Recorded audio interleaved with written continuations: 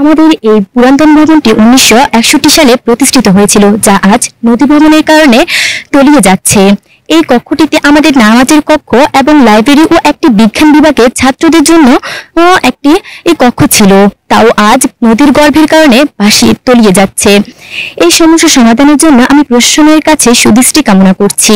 আমাদের এই বিদ্যালয় মাঠটি এখন নদী ভাঙনের ফলে অনেকাংশে বিলীন হয়ে যাচ্ছে নদীতে।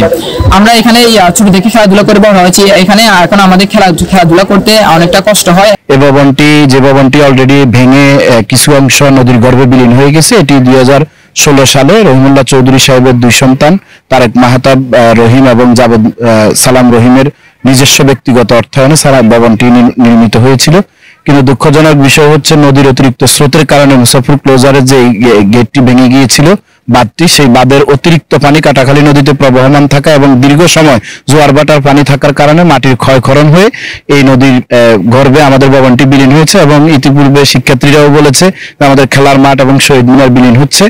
আমরা আপনাদের সহযোগিতায় বারবার সকল সাংবাদিকগুলো নিউজ করার কারণে অলরেডি পানি উন্নয়ন বোর্ডের অর্থায়নে আপনাদের মাধ্যমে প্রশাসন এবং যথাযথ কর্তৃপক্ষকে ধন্যবাদ জানাই। সাথে আপনাদের সুবিধার্থে আমাদের এখানে অলরেডি আজকে থেকেই দৃশ্যমান কাজের প্রক্রিয়া আমরা দেখতে পাচ্ছি এবং অল্প কিছুদিনের মধ্যে আমরা আশা করি যে পানি উন্নয়ন বোর্ড আমাদের এই নদী ভাঙনের কবল থেকে বিদ্যালয়কে বাঁচানোর জন্য দৃশ্যমান প্রক্রিয়ায় যে পাইলিং পদ্ধতিতে যে কাজটি সেটি তৈরি করবে। করিমুল্লাহ উচ্চ বিদ্যালয়ে পশ্চিম পাশের ভবন কাটাখালী নদীর স্রোতের কারণে ভেঙে যাওয়ার পর টাঙ্গাইল উপজেলার ইউনো মহোদয়, মাধ্যমিক শিক্ষা পরিবারের অভিভাবক জনাব আজিজুল হক স্যার সহ এবং পানি উন্নয়ন বোর্ডের চেয়ারম্যান এবং এক্সিন স্যার সহ সবার আন্তরিকতায় অতি দ্রুত আমাদের কাজটি তারা শুরু করেছেন। সবাইকে স্কুলের ম্যানেজিং কমিটির পক্ষ থেকে, শিক্ষক শিক্ষার্থীদের পক্ষ থেকে এবং এলাকাবাসীর পক্ষ থেকে আমরা সাধুবাদ জানাচ্ছি এবং কৃতজ্ঞতা জ্ঞাপন করছি।